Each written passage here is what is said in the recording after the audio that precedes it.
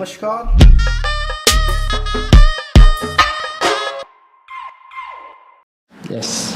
Okay, അപ്പോ ഇന്ന് നമ്മുടെ ലാസ്റ്റ് എപ്പിസോഡാണ് അല്ലെ, ഫസ്റ്റ് സീരീസിലെ ലാസ്റ്റ് എപ്പിസോഡ്. അപ്പൊ ഇതിൽ നമ്മൾ ഇനി ഒരു സംഭവം കൂടെയാണ് നമ്മൾ പെൻഡിങ് ആയിട്ട് വെച്ചത്. നേരത്തെ പറഞ്ഞ പോലെ എന്താണത്? ആക്സിയോസ് എന്ന് പറയുന്നത് ഒരു ലൈബ്രറി ആണ് അല്ലേ ആക്ച്വലി. അപ്പൊ അത് യൂസ് ചെയ്യുന്നത് എന്തിനാന്ന് വെച്ച് കഴിഞ്ഞാല് API കോൾസ് ചെയ്യാൻ വേണ്ടിയിട്ടാണ്. അതായത് ഇപ്പൊ നമ്മള് ബാക്ക് എൻഡ് സെർവറും കാര്യങ്ങളൊക്കെ ഉണ്ടെങ്കിൽ അതിന്ന് ഡാറ്റനെ എങ്ങനെ API കോൾസ് വെച്ച് ഫെച്ച് ചെയ്ത് ആ ഡാറ്റയെ നമ്മളവിടെ വിഷ്വലൈസ് ചെയ്ത് കാണിക്കാന്നുണ്ട്. അപ്പൊ നമ്മൾ ഒരു ചെറിയ API മാത്രം ജസ്റ്റ് കോൾ ചെയ്യുന്നുള്ളൂ. അതും നമ്മൾ ഇതുവരെ പഠിച്ച സാധനം വെച്ച് കണക്ട് ചെയ്ത് കഴിഞ്ഞാൽ നമുക്ക് എന്ത് ചെയ്യാൻ പറ്റും? പല കാര്യങ്ങളും ബിൽഡ് ചെയ്യാൻ പറ്റും. അപ്പൊ നമ്മൾ ഇത്രയും സമയത്ത് പഠിച്ച സംഭവത്തിലാകെ മിസ്സിംഗ് ആയിട്ടുള്ള ഒരു എലമെന്റ് എന്ന് പറയുന്നത് ബാക്കിൽ നിന്ന് എങ്ങനെ ഇങ്ങോട്ട് ഡാറ്റ എടുക്കാന്നുള്ളൂ. ഇങ്ങോട്ട് ഡാറ്റ എത്തിക്കഴിഞ്ഞാൽ ബാക്കിയെല്ലാം നമുക്ക് ചെയ്യാൻ പറ്റും അല്ലേ? അപ്പം ഇപ്പോ നമ്മൾ ഉപയോഗിക്കുന്ന ലൈബ്രറിയാണ് ആക്സിയോസ്. ആൻഡ് അത് വെച്ച് നമുക്ക് ആദ്യം ഇൻസ്റ്റാൾ ചെയ്യാം. npm install axios. So yes, ഈ ടെർമിനൽ നമുക്ക് സ്റ്റാർട്ട് ചെയ്യാം.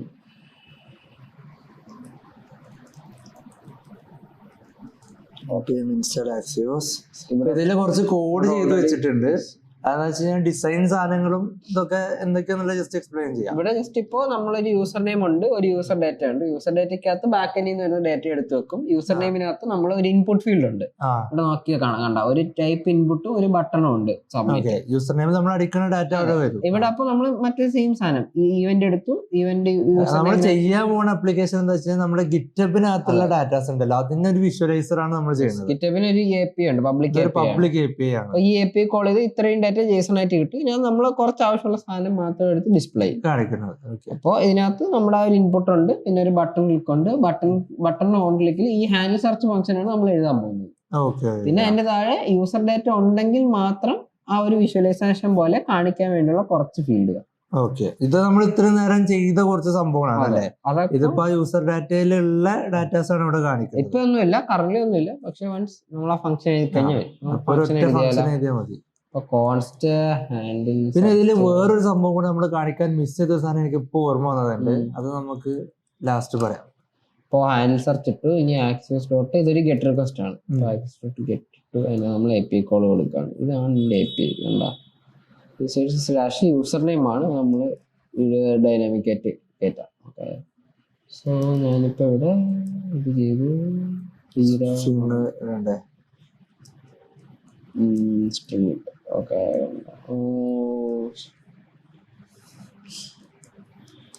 വലിയ വ്യത്യാസമുണ്ടല്ലേ. ഇനി ഇവിടെ സ്ലാഷിന്റെ അവിടെ കഴിഞ്ഞിട്ട് ഒരു പ്ലസ് ഇട്ടിട്ട് നമ്മൾ ആ യൂസർ നെയിം കൊടുക്കാം. യൂസർ ഡാറ്റ അല്ല, യൂസർ അതാണ് നമ്മുടെ ആക്സസ് ഡോട്ട് ഗെറ്റ്. രണ്ട് അതിന്റെ റിസൾട്ട് എനിക്ക് ഫെച്ച് ചെയ്തിട്ട് എന്ത് ചെയ്യണം? ആ യൂസർ ഡാറ്റയിലേക്ക് സെറ്റ് ചെയ്യണം. അതെ, എനിക്ക് ഡോട്ട് ഉണ്ട്. ഇതിനകത്ത് എനിക്ക് റെസ്പോൺസ് ഇട്ടിട്ട് പിന്നെ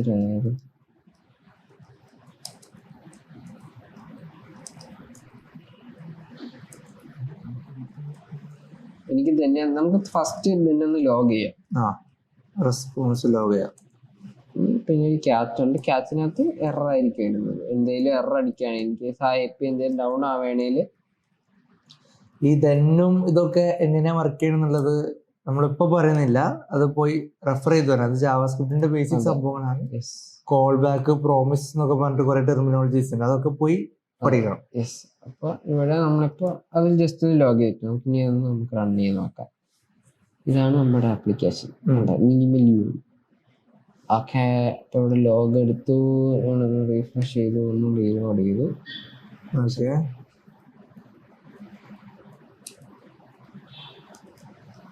ഓക്കെ,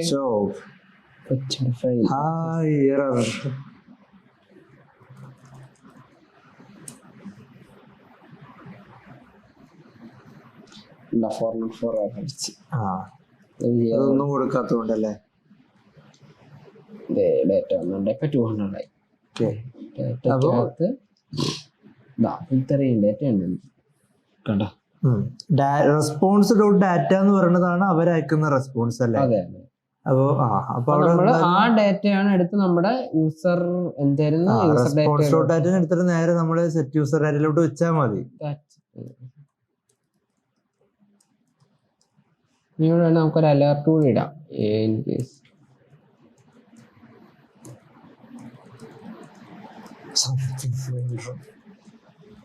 അവിടെ ശരിക്കും 404 ആണെങ്കിൽ ഇൻവാലിഡ് യൂസർ നെയിം അങ്ങനെ കാണിക്കാം, അങ്ങനത്തെ ഒക്കെ രീതിയിൽ എന്നെ കസ്റ്റമൈസ് ചെയ്യാൻ പറ്റും. ശരി വന്നു, ഇത്രേ ഉള്ളൂ. ഇവിടെ അപ്പൊ സംഭവിച്ചത് ഇതിനകത്ത് റെസ്പോൺസിബിൾ ഡേറ്റ വന്നു. അത് വന്ന ഉടനെ തന്നെ ഇത്രയും സാധനം ഈ ഒരു കമ്പോണന്റ് റീലോഡ്. അപ്പൊ ഈ യൂസർ ഡേറ്റ ഉണ്ട്. യൂസർ ഡേറ്റ ഡോട്ട് അവതാർ URL എന്ന് പറയുന്നത് ഒരു ഇമേജിലോട്ട് പോയിന്റ് ചെയ്യുന്ന URL. നമ്മൾ ഗിറ്റബിൽ ഏതാണോ അപ്ലോഡ് ചെയ്ത ഇമേജ് അതിലോട്ട് പോയിന്റ് ചെയ്യുന്നതാണ്. അതുപോലെ തന്നെ അതിൽ ഓൾട്ട് വെച്ചിട്ടുണ്ട്. പിന്നെ നെയിം ഉണ്ട്. നെയിം എന്ന് പറയുന്നത് എന്റെ യൂസർ നെയിം ആയിരിക്കും. പിന്നെ ബയോ ഉണ്ട്, ഞാൻ എന്ത് ബയോ ആണോ കൊടുത്തത് ഗിറ്റബിൽ ആ ഒരു സാധനം വരും. പിന്നെ എന്റെ ഫോളോവേഴ്സ്, ഫോളോയിങ്, എത്ര പബ്ലിക് റെപ്പോ ഉണ്ട്, ഇത്രയേ ഉള്ളൂ. പിന്നെ എനിക്ക് എന്റെ ഒരു പ്രൊഫൈൽ ലിങ്ക് കിട്ടുന്നുണ്ട്. അത് ഒരു വ്യൂ പ്രൊഫൈൽ പോലെ വന്ന് കിടപ്പുണ്ട്. ഞാനപ്പോ ജസ്റ്റ് വ്യൂ പ്രൊഫൈൽ ക്ലിക്ക് ചെയ്യണം, എന്റെ പ്രൊഫൈൽ ലിങ്കിലോട്ട് പോകും. അതാണ് ഇത് ജസ്റ്റ് ഒരു സിമ്പിൾ സാധനം. ഇതുപോലെ കോംപ്ലക്സ് ആയിട്ട് ചിലപ്പോ നെസ്റ്റഡ് ആയിട്ട് വരാം. പക്ഷെ ഇതാണ് എല്ലാത്തിന്റെ ഒരു റൂട്ട് ലെവൽ ആയിട്ടാണ് എന്ന് പറയുന്നത്. അപ്പോ ഇതിൽ ഇനി ഒരു കാര്യം കൂടെ എനിക്ക് വേണം, അതായത് നമ്പർ ഓഫ് കമ്മിറ്റ്സ് അങ്ങനത്തെ കാര്യങ്ങളൊക്കെ ഫൈൻഡ് ചെയ്യാൻ പറ്റും. അപ്പൊ അതെങ്ങനെ ഫൈൻഡ് ചെയ്യാം? അത് നമ്മൾ ആ API ഡാറ്റ ഇല്ല. പക്ഷെ ഇവിടെ ഒരു ലിങ്ക് തരുന്നുണ്ട്. ഇവര് നമ്മൾ കണ്ടാ ഇവിടെ റെപ്പോ ഒരു ലിങ്ക് തരുന്നുണ്ട്. കോപ്പി ചെയ്യാം, ഒന്ന് ഓപ്പൺ ചെയ്ത് ഈ റെപ്പോസ് എന്ന് പറഞ്ഞ ലിങ്ക് തരുന്നുണ്ട്. കൺട്രോൾ-C. ഇതിനകത്ത് പോവുകയാണെങ്കിൽ എന്റെ റെപ്പോസിന്റെ ലിസ്റ്റ് കിട്ടും. ഈ ഓരോ റെപ്പോയ്ക്കും കമ്മിറ്റ് കാണും. നമുക്ക് നോക്കാം. കണ്ടാ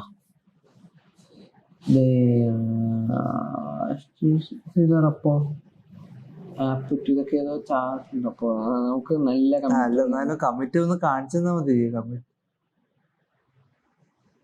4 കൗണ്ട് എല്ലാ കൗണ്ടും കിട്ടില്ല. അപ്പോ നിങ്ങൾ എന്ത് ചെയ്യാന്ന് വെച്ച് കഴിഞ്ഞാല് ഇപ്പോ നമുക്കിപ്പോ ഒരു ജസ്റ്റ് ഞാൻ ഒന്ന് എക്സ്പ്ലെയിൻ ചെയ്യുകയാണെങ്കിൽ ഇതേപോലെ ഇപ്പോൾ നമ്മൾ ആ യൂസർ ഡാറ്റ ഡോട്ട് ആ കീന്റെ പേര് എന്തായിരുന്നു, റെപ്പോ URL എന്ന് പറഞ്ഞു കഴിഞ്ഞാൽ ആ റെസ്പെക്റ്റീവ് URL കിട്ടും.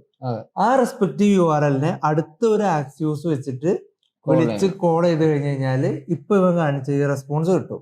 അത് ഇതിന്റെ താഴെ അങ്ങനെ വിളിക്കാം. എന്നിട്ട് എന്താന്ന് വെച്ച് കഴിഞ്ഞാൽ ഇതിലൂടെ ലൂപ്പ് ചെയ്യുക. അതായത് ഇതിപ്പോ കണ്ടത് ഇപ്പൊ ഒരു ലിസ്റ്റ് ആണ്. ആ ലിസ്റ്റിലെ ഓരോ ഒബ്ജക്റ്റും ഓരോ റെപ്പോ ആണ്.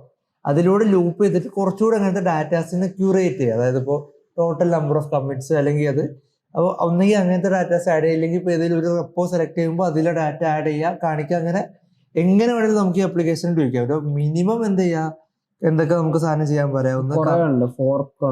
ഫോർക്കിന്റെ കൗണ്ട്, ലാസ്റ്റ് അപ്ഡേറ്റ് പുഷ് ചെയ്തേക്കുന്ന ഡേറ്റ് എന്താണ്, പിന്നെ അതിന്റെ URL ഉണ്ട്, പിന്നെന്തുണ്ട്. അപ്പൊ മിനിമം എക്സ്ട്രാ ഒരു 5 ഡാറ്റെങ്കിലും അതിനകത്ത് ഇതേപോലെ കമ്മിറ്റ്സും ഇങ്ങനത്തെ കുറച്ച് സാധനങ്ങൾ വെച്ചിട്ട് ഒരു നല്ല ഒരു ഗിറ്റബ് പേജ് വിഷ്വലൈസർ ആക്കുക. അതെ, അപ്പൊ ആക്സിയോസും കാര്യങ്ങളൊക്കെ വെച്ചിട്ട് ചെയ്യാം. എന്നിട്ട് നമ്മുടെ ചാനലിനകത്ത് ഈ ഒരു ഹാഷ്ടാഗ് വെച്ചിട്ട് പോസ്റ്റ് ചെയ്യാം. ഓക്കെ, അപ്പൊ ഇതിന് നമുക്ക് എത്ര കർമ്മ കൊടുക്കാം? 200 കർമ്മ കൊടുക്കാം. ഓക്കെ അല്ലേ? അപ്പൊ എനിക്ക് തോന്നുന്നത് പിന്നെ ഇതില് കുറച്ച് ജനറൽ സംഭവങ്ങൾ പറയുകയാണെങ്കിൽ ഇപ്പൊ നമ്മൾ ഗെറ്റ് റിക്വസ്റ്റ് ആണ് ചെയ്തത്. ഇനി പോസ്റ്റ് റിക്വസ്റ്റ് ആണെങ്കിൽ എന്ത് ചെയ്താൽ മതി? പോസ്റ്റ് കൊടുക്കുമ്പോൾ ഇവിടെ ചിലപ്പോൾ ബോഡി വരുന്നതിൽ ഇവിടെ URL കഴിഞ്ഞ ശേഷം ജേസൺ ആയിരിക്കുമല്ലോ മോസ്റ്റ് യൂസ് കേസ് പാസ് ചെയ്യുന്നത്, അങ്ങനെ കൊടുക്കാൻ പറ്റും. അപ്പൊ ഇത് ഗെറ്റും പോസ്റ്റും ഈ സംഭവങ്ങളൊന്നും അറിയില്ലെങ്കിൽ ആദ്യം അത് പഠിക്കണം. അപ്പൊ ഇത് നമ്മളിതൊക്കെ ഈ റിയാക്റ്റിൽ എങ്ങനെ ഈ സാധനങ്ങൾ ചെയ്യാന്നുള്ളത് ബ്രീഫ് ആക്കുന്നേ ഉള്ളൂ. അപ്പൊ പോസ്റ്റ് ആകുമ്പോൾ വേറെ ഒന്നുമില്ല, അതിന്റെ മെത്തേഡ് മാറി ഇതാക്കി. ഇപ്പൊ ഈ ദെന്നിലാണ് എപ്പോഴും സക്സസ് ഇവന്റ്സ് വരിക, ക്യാച്ചിലാണ് എറർ ഇവന്റ്സ് വരിക അല്ലെ? പിന്നെ നമുക്ക് ഇപ്പോ ഇതിന്റെ ഈ ഒരു കാര്യം ചെയ്യാം. ഇപ്പോ ഫസ്റ്റ് അല്ലേ ഒരു ഇങ്ങനെ യൂസർ ഉണ്ട്. ഇപ്പൊ ഇതിലെന്നെ നോക്കിക്കഴിഞ്ഞാണ്ടല്ലോ, അതായത് ഇപ്പൊ നമുക്ക് ഇതിന്റെ ഹെഡേഴ്സിലൊക്കെ പോയാല് നമ്മൾ ആ റിക്വസ്റ്റിന്റെ സ്റ്റാറ്റസ് ഉണ്ടോ, സ്റ്റാറ്റസ് എടുത്ത് കഴിഞ്ഞാൽ 200 ആണോ അതിന്റെ സ്റ്റാറ്റസ് അറിയാൻ പറ്റും. ഇനിയിപ്പോ ഇപ്പൊ ഇതില് ഇവിടെ എടുത്തു കഴിഞ്ഞാല് സ്റ്റാറ്റസിലാണോ റെസ്പോൺസിന്റെ സ്റ്റാറ്റസ് റെസ്പോൺസ് കണ്ട 414. അപ്പൊ അങ്ങനത്തെ സ്റ്റാറ്റസ് കോഡ് വെച്ചിട്ട് നമുക്ക് എന്ത് ചെയ്യാൻ പറ്റും, കണ്ടീഷൻസ് ഒക്കെ എഴുതാൻ പറ്റും. അതിപ്പോ 414 ആണെങ്കിൽ അത് ഇൻവാലിഡ് യൂസർ ഇൻവാലിഡ് ലിങ്ക് എന്നുള്ളതാണല്ലോ. അപ്പൊ അങ്ങനത്തെ എന്തെങ്കിലും എറേഴ്സ് കാണിച്ചു കൊടുക്കാൻ പറ്റും. ഇപ്പൊ ഇങ്ങനെ ഓരോ രീതിയിൽ ട്വീക്ക് ചെയ്യാൻ പറ്റും. നമ്മളിതിന്റെ വളരെ ബേസ് ആണ് കാണിച്ചപ്പോൾ ഇനി ഇതല്ലാതെ മൾട്ടിപ്പിൾ പേജിൽ ഇതേപോലെ ആക്സസ് വെച്ചിട്ട് നമുക്ക് കോൾ ചെയ്യാൻ പറ്റും. പിന്നെ ആക്സസിന് നമുക്ക് ഗേറ്റ് വേ പോലത്തെ സംഭവങ്ങളൊക്കെ ആക്കാം. അതൊന്നും നമ്മളിവിടെ കവർ ചെയ്യുന്നില്ല. പിന്നെ നമ്മള് അപ്പൊ ആക്സസിന് എനിക്കൊന്നും ഇത്രയും കാര്യങ്ങൾ പറഞ്ഞാൽ മതി. നമ്മൾ മിസ് ചെയ്തൊരു എലമെന്റ് ഞാൻ തുടക്കത്തിൽ പറഞ്ഞ എന്താന്ന് വെച്ച് കഴിഞ്ഞാല് എനിക്കിപ്പോ ഒരു സ്റ്റേറ്റ് വേരിയബിളിനെ വേറെ പേജിലോട്ട് എങ്ങനെ സെൻഡ് ചെയ്യാൻ പറ്റും അത് നമ്മൾ കാണിച്ചിട്ടില്ല. അത് ആവശ്യം വരുന്ന ഒരു സിനാരിയോ അല്ലേ? അത് ചെയ്യാം. നമുക്കിപ്പോ ഒരു കാര്യം ചെയ്യാം. അങ്ങനെയാണെങ്കിൽ ഇത്രയും സാധനം ഞാൻ കട്ട് ചെയ്യാം. അത് വേറൊരു പേജിൽ നമുക്ക് വേറൊരു കമ്പോണന്റ് ആക്കാം. ഞാനിവിടെ നമുക്ക് സോഴ്സിനകത്ത് ഡിസ്പ്ലേ ഡാറ്റ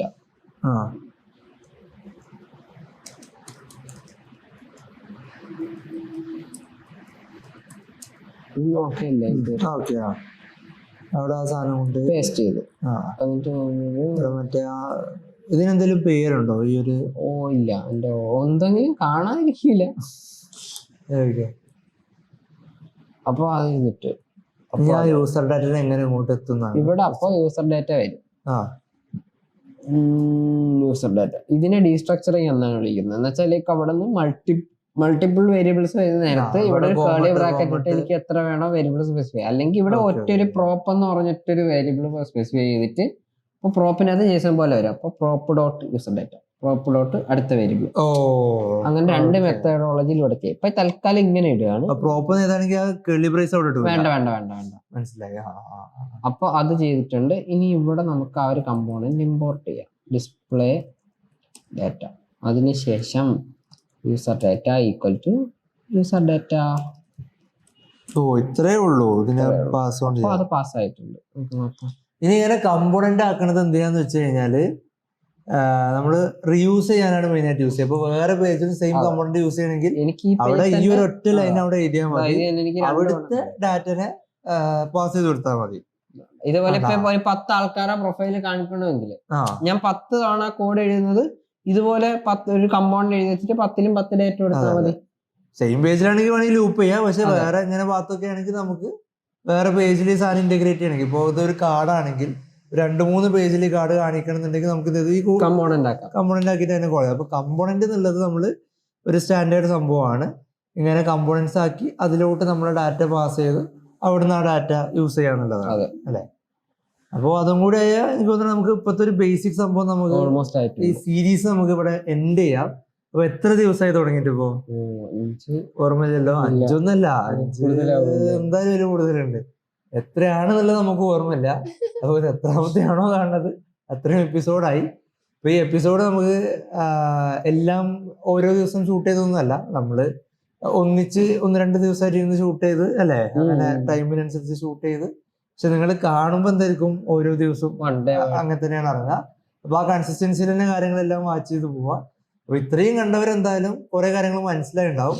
അപ്പൊ നിങ്ങൾക്ക് എന്തെങ്കിലും ഡൗട്ടോ കാര്യങ്ങളോ ഉണ്ടെങ്കിൽ നമ്മുടെ ഡിസ്കോഡ് സെർവറിലോ നമ്മുടെ വോയിസ് ചാനലിലോ എവിടെയെങ്കിലും വന്നിട്ട് നമുക്ക് ചോദിക്കാവുന്നതാണ്. നമ്മൾ ആരെങ്കിലും അപ്രോച്ച് ചെയ്യാം. അപ്പോൾ ഡിസ്കോഡിൽ അല്ലെങ്കിൽ ടെക്സ്റ്റ് ആയിട്ടും ചോദിച്ചു കഴിഞ്ഞാൽ എന്തായാലും റിപ്ലൈയും കാര്യങ്ങളൊക്കെ കിട്ടുന്നതായിരിക്കും. നമുക്കിതൊരു നല്ലൊരു ലേണിംഗ് ഗ്രൂപ്പ് ആക്കി മാറ്റാൻ പറ്റും ഈ ഒരു സംഭവത്തിനെ.